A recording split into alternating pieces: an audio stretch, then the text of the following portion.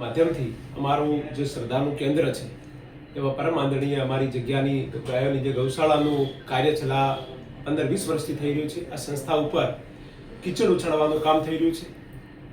આ બાબતે અમે 2 દિવસ પહેલા અમે ગામ લોકો અમારા ગામે ભેગા થઈને પણ આની અમારી ચોખવટ ત્યાં થઈ ગયેલી છે કે આ પ્રમાણનું કોઈ પણ ગેરરીતિ અમારી ગૌશાળામાં નથી થયેલી.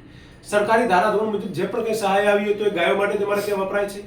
બાકીના કોઈના ડોનેશનના પૈસા આવતા હોય તો અમે ચેકથી એને સ્વીકારેલો નથી. અમારી ગૌશાળામાં જો કોઈ નિયાર કે લાવી આવતો એવી રીતનું છે. મેં એક સોશિયલ મીડિયાના માધ્યમથી એક વાત સાંભળી છે કે ભાઈ કે વિજય એગ્રોમાં સેના નામના પૈસા આપ્યા તો વિજય એગ્રો એ થરાદની દુકાન છે, ફોગડીના વસરામભાઈ પટેલ છે, ત્યાં જઈને પણ તમારે ચોકસાઈ કરી લેવી પડે કે તમારે ત્યાંથી જે પણ તમે નાણાકીય વ્યવહાર કર્યા એના બદલામાં તમે અમને શું આપ્યું છે. અમે પાપડી અને ખોળ ખરીદી છે અને પાપડીની દુકાન છે.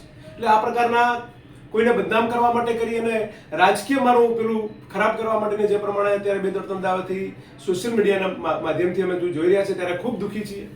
હું તો અંતે પ્રાર્થના કરું છું ભગવાનને કે પરમ ગુણો પરમાત્મા ગાયોના નામે જો કોઈ કદાચ ખોટું કર્યું હોય તો એ પરમાત્મા નથી છોડતો.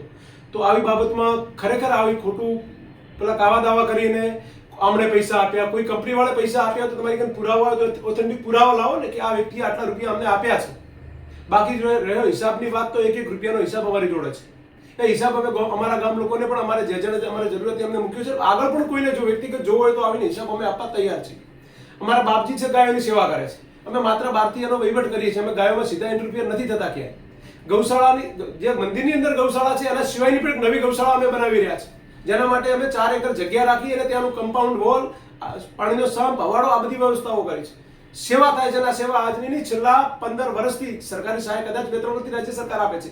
એના પહેલા એ વિસ્તારમાં પીવાનું પાણી નહોતું ત્યારે અમે વેચાતા પૈસા પેલા કરીને અમારી આર્થિક સ્થિતિ સારી નથી છતાં પણ ત્યાં બાપુના સાનિધ્યમાં અમે સેવા કરી છે. ત્યારે છેલ્લે ગાયના નામે કોઈ રૂપિયો ખાય નહીં, ખાય તો એને પરમાત્મા નામ બાપ કરે. એટલે આવા આક્ષેપો કરવા મહેરબાની કરીને છોડી દો. અને તમારે સત્યતા જાણવી તો આવો ધોણીએ, તમારી ઘર કોઈ પુરાવા છે તમે ધોણી આવીને સોગન કરો કે હું સોગન ખાવા તૈયાર છું. આવા ખોટા આક્ષેપો મહેરબાની કરી અને અમારી જગ્યાને બદનામ કરવાનું છોડી દે. જે કોઈ પણ કરતા હોય એ લોકોને કહું છું.